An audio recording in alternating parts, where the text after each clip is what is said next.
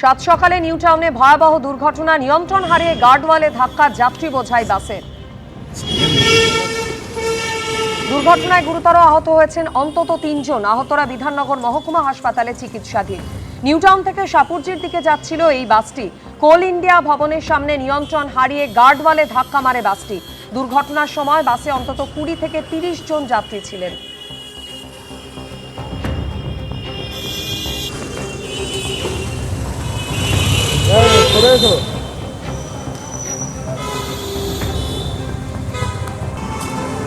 School পড়ুয়াদের জন্য mid day মিলের খরচ বাড়াচ্ছে রাজ্য সরকার। পিএম পোষণ প্রকল্পে মিড ডে মিলের জন্য বাড়ছে বরাদ্দ। পড়ুয়া পিছু রান্নার খরচ ৬ টাকা ৭৮ পয়সা থেকে বেড়ে ১০ টাকা।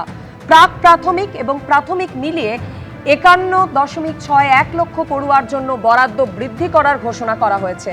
পিএম পোষণ প্রকল্পে থাকা সব স্কুলে এলপিজিতে মিড ডে মিলে রান্না হবে।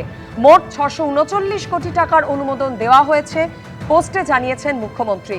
মিড ডে মিলের রাঁধুনি ও সহায়কদের মাসিক সাম্মানিকও বাড়ানো হয়েছে, ঘোষণা মুখ্যমন্ত্রীর।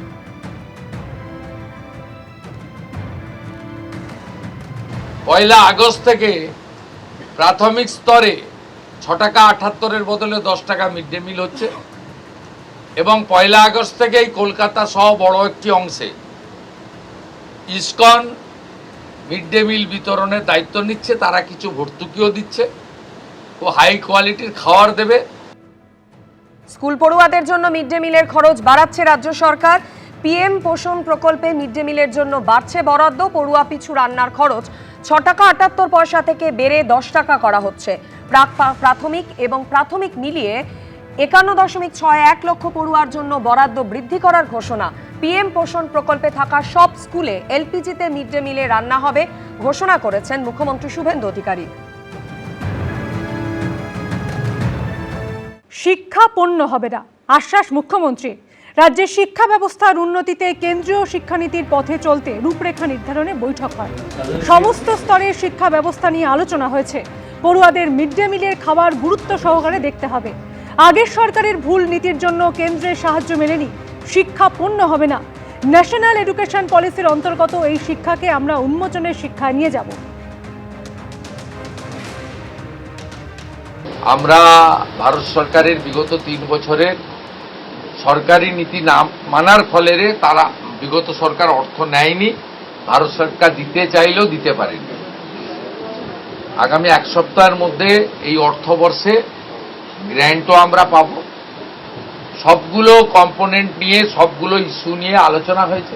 অর্থাৎ ছাত্রছাত্রীদের কিভাবে আধুনিক শিক্ষা দেওয়া যায়, বেসরকারি শিক্ষা ব্যবস্থার উপর যাতে নির্ভরশীল না হয়, কি করে ছাত্র শিক্ষক শিক্ষিকার রেশিও ঠিক রাখা যায়, কি করে শিক্ষক অধ্যাপক নিয়োগকে রাজনীতিমুক্ত করে অত্যন্ত পরিচ্ছন্নতার সঙ্গে মেধার ভিত্তিতে নিয়োগ করা যায়, বিশেষ করে বিদ্যা মন্দিরগুলোকে কি করে আধুনিক মানের করা যায়, সব পয়েন্ট নিয়ে ইন ডিটেলসে আলোচনা হয়েছে। আমরা যতগুলো এনওসি দিয়েছি তারা ফাংশন করছে। আগে ইন্সপেকশন হবে, ইন্সপেকশন করার পরে তারা যদি যথাযথভাবে চলে এবং তাদের ফিস যদি নিয়ন্ত্রিত থাকে, সেক্ষেত্রেই তাদেরকে আগামী দিনে ছাড়পত্র বা অনুমোদন দেওয়া হবে। শিক্ষাকে আমরা পণ্য করতে দেব না। আর ন্যাশনাল এডুকেশন পলিসির অন্তর্গত এই শিক্ষাকে আমরা উচ্চমানের শিক্ষায় নিয়ে যাব এবং শিক্ষার যে নতুন আইন আছে তাকেও চেঞ্জ করার জন্য শিক্ষামন্ত্রীকে বলেছি, আমি প্রধান সচিবকে নিয়ে যত তাড়াতাড়ি সম্ভব বিধানসভার আগামী অধিবেশনে বিল আনতে, যাতে গার্ডিয়ানদের মধ্য থেকেই আগামী দিনে বিদ্যালয় পরিচালনার জন্য চেয়ারম্যান অথবা ভাইস চেয়ারম্যান দায়িত্ব গার্ডিয়ানের ভারতবর্ষের সব রাজ্যে আছে। 21টা বিজেপি এনডিএ রুল স্টেটে আছে। এই রাজ্যে এগুলো করেনি। এবিপি আনন্দ, এগিয়ে থাকে, এগিয়ে রাখে।